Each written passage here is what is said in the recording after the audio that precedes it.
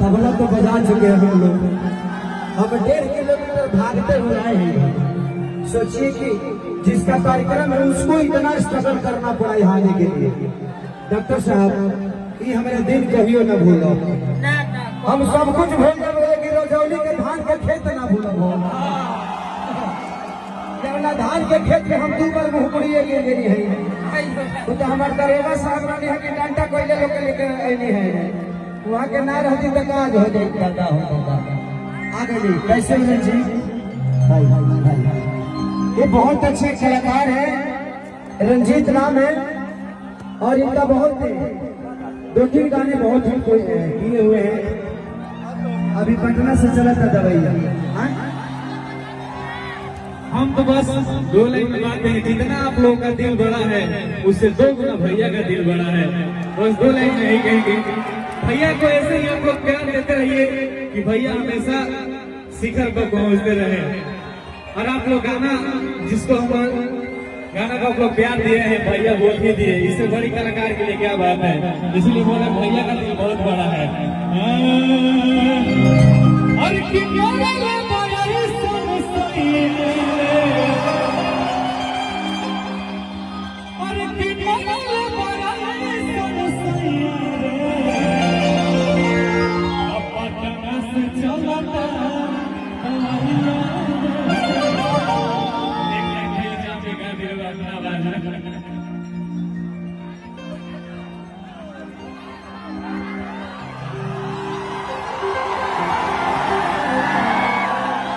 कि भैया सब पावली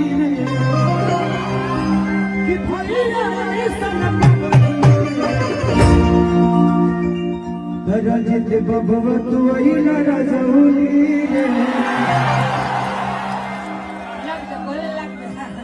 कि मरल सनरती कि मरल सनसैया पटना से चलता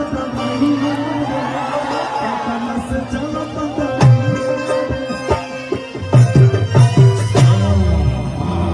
इस भाई का अगर इच्छा है तो केसारी को ये भाई मानते हैं और मैं इनको भी भाई मानता हूं।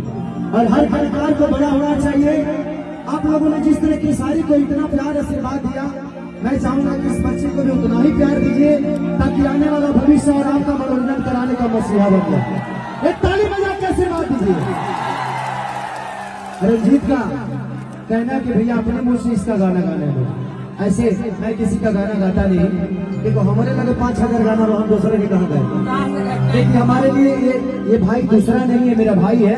तो भाई का गाना गाने में मुझे कोई ज्यादा आपत्ति नहीं है। अब हो रुका अब रंजीत डांस करेगा, नाचेगा रंजीत। आज नाचेगा बाबा आज नाचेगा। आज सारे गवा हम भोजपुरी का पूरा टीम नाचेगा। तबला पे नाचेगा। कि मोला में पाई सनसैया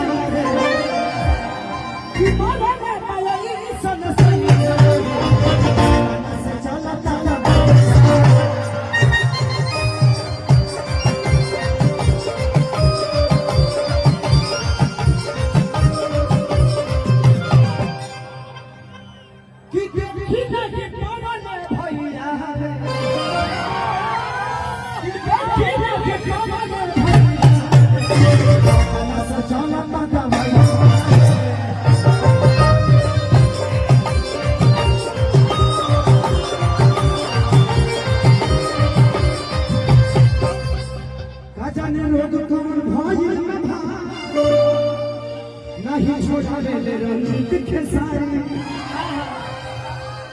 कि कौन है नहीं होता